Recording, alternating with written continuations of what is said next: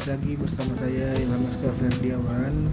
Dan pada kesempatan kali ini cukup menarik ya, karena di sini saya tidak mau membahas atau mereview sebuah film, tapi saya ingin mereview sebuah anime yang cukup populer pada tahun 2000 sampai 2005, kurang lebih pada periode segitu ya. Cuman lebih tepatnya saya kurang tahu, nanti saya akan cari tahu lagi untuk saya tulis di thumbnail.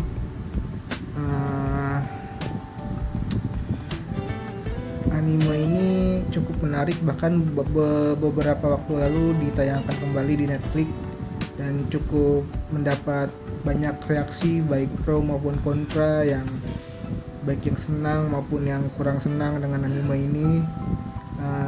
Anime ini dibanding dengan anime-anime lain memiliki episode yang cukup banyak, kurang lebih 74 episode, dan memiliki alur yang sangat lambat pada awalnya, tapi secara tiba-tiba mendadak kebut di akhir-akhir episode. Tidak lain dan tidak bukan adalah Monster, sebuah anime berdasarkan karangan manga karya Naoki Urasawa. Naoki Urasawa ini banyak menerbitkan manga-manga yang cukup menarik, terutama dari segi misteri ya, baik itu Monster, 21 Century Boy, banyak masih banyak lagi manga-manga terbitan, manga-manga karangan Naoki Urasawa. Anime Monster ini memiliki sinopsis yang cukup menarik karena dia menceritakan tentang Dr. Tenma, seorang dokter yang tinggal dan bekerja di Jerman. Kisah pada tahun 90-an ketika Jerman baru menyatu. Kurang lebih tahun segitu, pokoknya tahun-tahun dimana Jerman Timur dan Jerman Barat mulai melakukan penyatuan. Dr. Tenma ini secara tiba-tiba mendapatkan pasien seorang anak kecil ya, imigran dari Jerman Timur, dan di saat yang bersamaan dia juga mendapatkan pasien seorang orang yang penting dari pejabat. Di antara dua pasien itu dia harus memutuskan pasien mana yang harus dia rawat, dan kemudian Dr. Tenma memutuskan untuk merawat anak kecil ini yang seorang imigran dari Jerman Timur,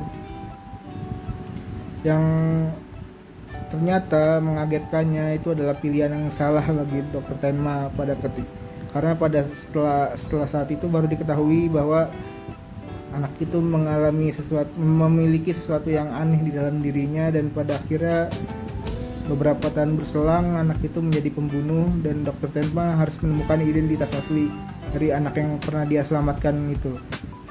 Cukup menarik karena jarang ada anime yang memiliki alur seperti ini, memiliki sinopsis seperti ini. Ini cukup rumit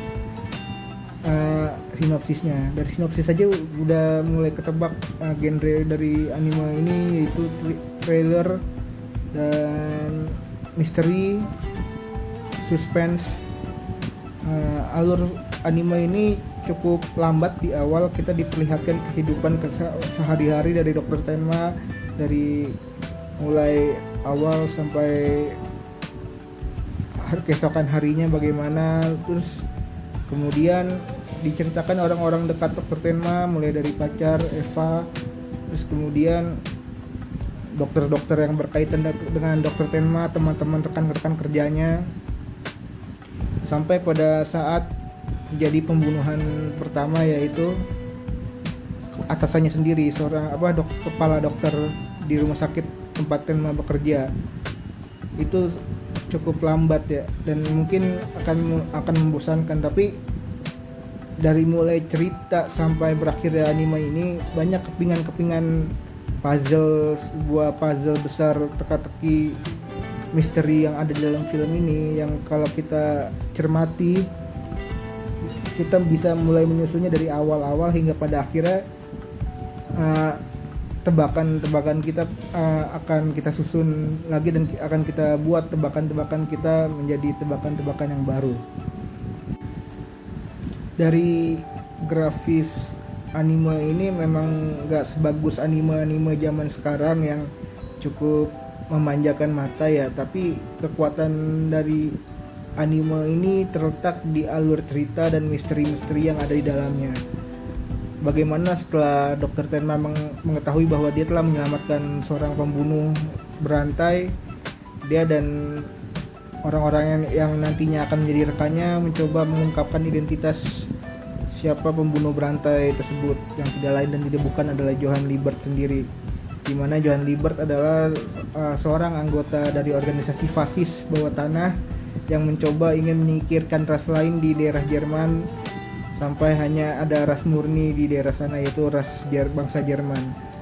Tetapi ternyata Johann Liebert sendiri memiliki agenda lain dan dia menjadikan organisasi tempat dia bernaung sebagai pelicin untuk mempermudah jalannya, menjadikan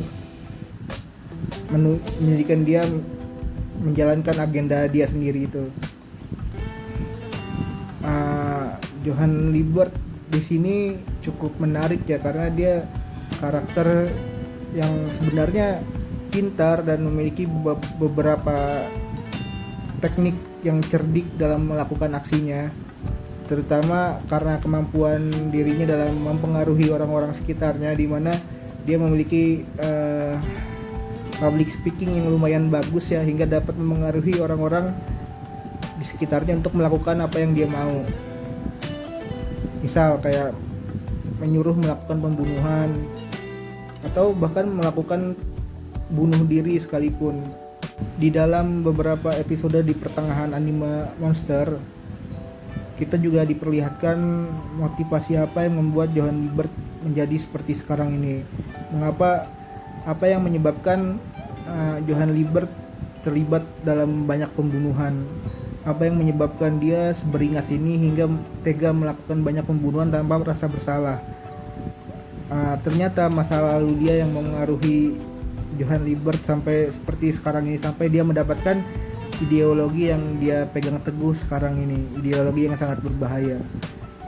Pada film ini, Dr. Tenma ironisnya ternyata menjadi antitesa dari Johann Liebert itu sendiri, di mana Dr. Tenma sebagai seorang dokter menganggap bahwa kehidupan seorang manusia itu cukup berharga hingga dia ingin menghentikan Johann Liebert dari perbuatan-perbuatan jahatnya yang belum dia lakukan. Salah satu yang menarik dari anime ini adalah kita diperlihatkan perjalanan Dr. Tenma dalam menemukan Johann Liebert. Dalam perjalanan Dr. Tenma menemukan Johann Liebert itu, dia banyak menemukan orang-orang yang cukup unik dengan cerita-cerita yang cukup unik yang membuat Dr. Tenma makin kekeh terhadap pendiriannya bahwa kehidupan seorang manusia adalah sangat berharga, bahwa hidup itu penuh makna, di mana dia banyak bertemu dengan orang yang memiliki kisah-kisah yang menyedihkan namun inspiratif. Misal dia bertemu dengan gadis Vietnam yang akhirnya menjadi perawat dadakan karena dia merasa tidak tega dengan orang-orang yang sakit tapi tidak memiliki uang. Karena dia juga menjalankan amanat dari bapaknya yang juga seorang dokter. Terus Dr. Tenma juga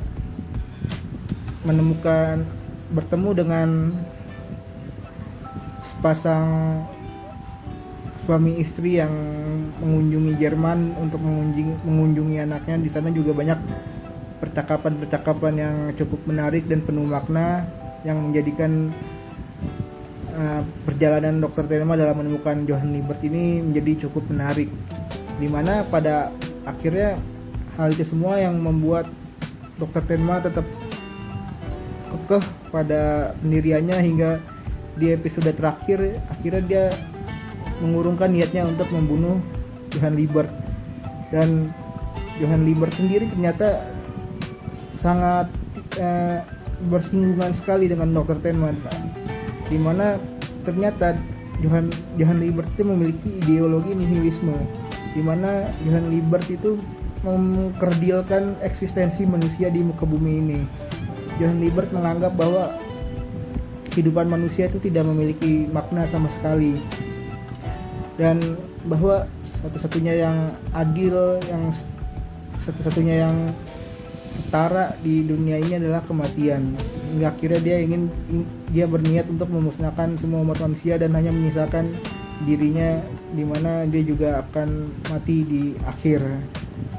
Begitu yang dia pikirkan pada saat itu. Tapi ternyata ideologi dia dan ideologi yang dipegang teguh oleh Dr. Tenma akan saling berlawanan, dan pada akhirnya Dr. Tenma tetap kekeh pada ideologinya. Ini cukup menarik ya, karena dalam anime jarang anime yang memiliki nilai filosofis yang dalam seperti ini, dimana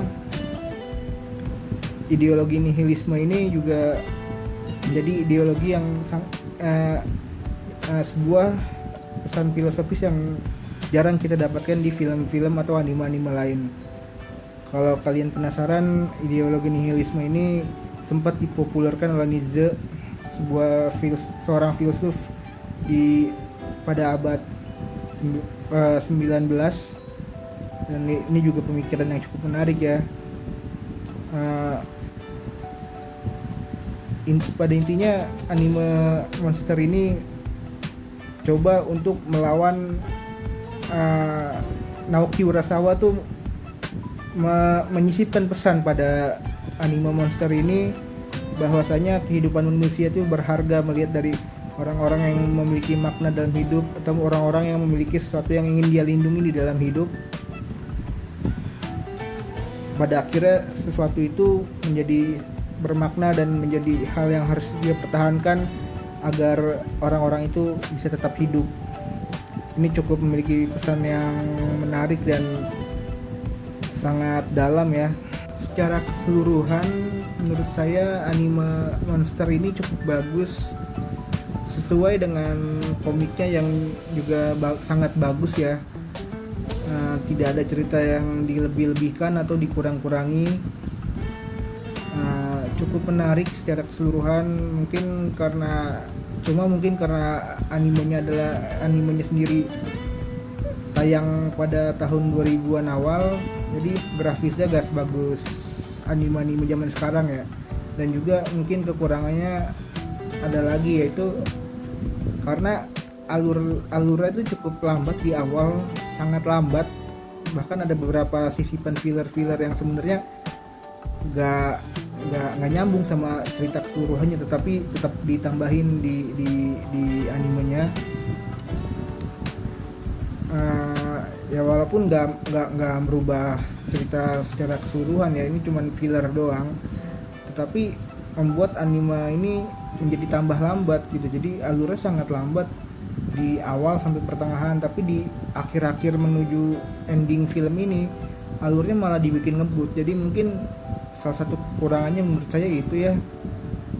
Dan mungkin buat orang-orang yang rada bosen karena film dengan banyak anime dengan banyak percakapan, mungkin agak sulit untuk mengikuti anime ini. Cuman kalau dari saya, coba ikutin aja, sabar, perlahan-lahan, karena keseruannya akan ada di pertengahan sampai ending film.